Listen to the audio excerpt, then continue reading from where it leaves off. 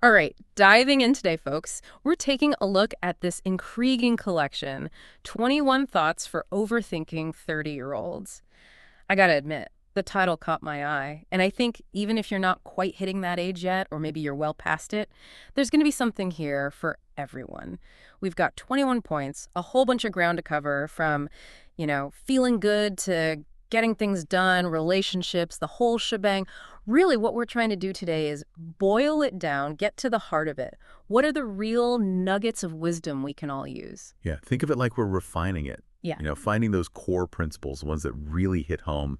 And I think one thing you see right away is this emphasis on emotions, how we manage all that internal stuff. Absolutely. I mean, right out of the gate, there's this idea of sorting your heart's garbage. I love that image, right? It's like actively tossing out all the negative self-talk, Yeah. mental spring cleaning.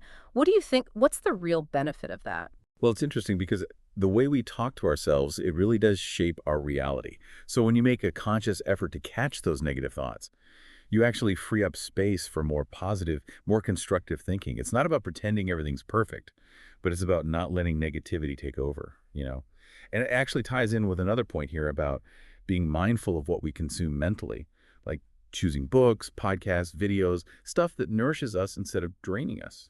I see what you mean. It's about being proactive, choosing what goes into our minds, kind of like a mental diet. And then there's this deceptively simple advice about practicing gratitude every day.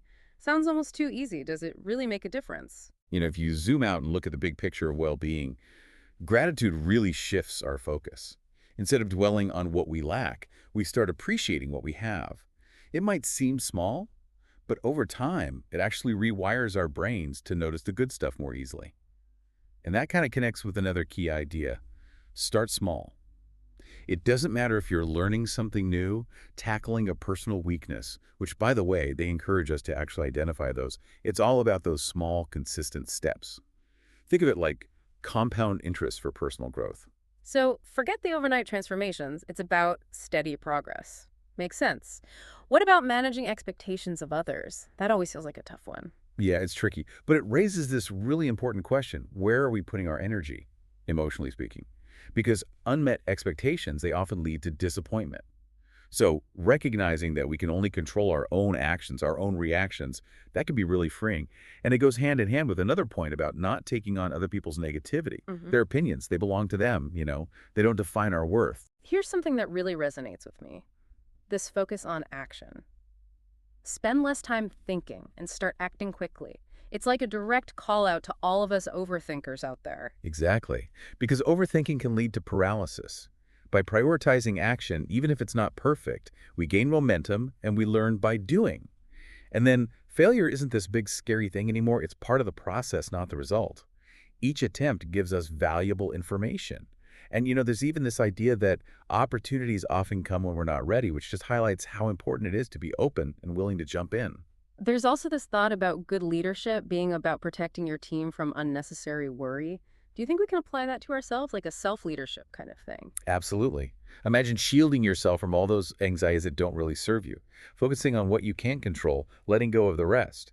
And it actually connects with that idea about filling our time constructively, preventing those negative thought spirals, engaging in hobbies, activities, things that absorb our attention. I really appreciate the point about accepting ourselves, even if we feel slow.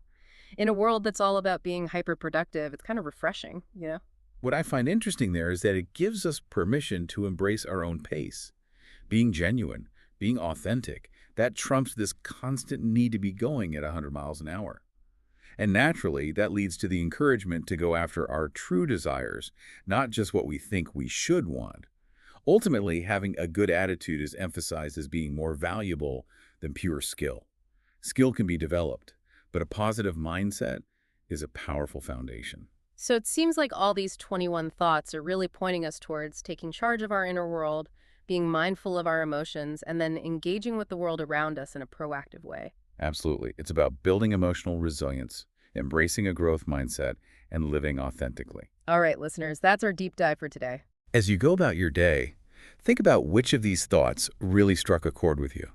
What's one small action right now, inspired by what we've talked about, that you can take to bring a little more positivity and purpose to your journey? Until next time, folks.